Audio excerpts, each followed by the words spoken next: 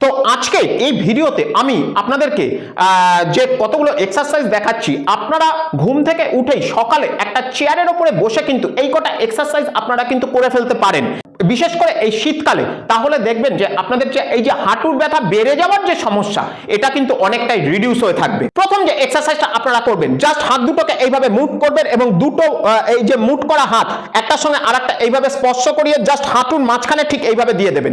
এইবারে এই যে পা দুটোর মানে পা দুটোর পাতাকে দেখুন, জাস্ট এই 1, আবার অপোজিট দিকে 2, আবার অপোজিট দিকে 3, আবার অপোজিট দিকে 4।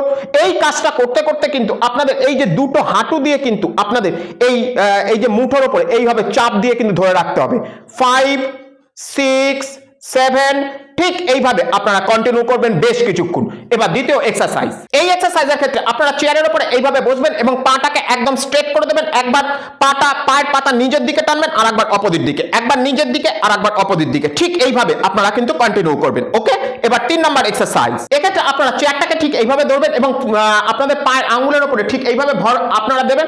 এবারে দেখুন এই যে 1, আবার নিচের দিকে, আমার পায়ের পাতার দিকে খেয়াল রাখুন, 2, আবার নিচের দিকে, আবার 3, আবার নিচের দিকে। ওকে, এই 3টে এক্সারসাইজ আপনারা কিন্তু অবশ্যই করে করবেন, দেখবেন আপনাদের এই প্রবলেম কিন্তু সলভ হয়ে যাবে।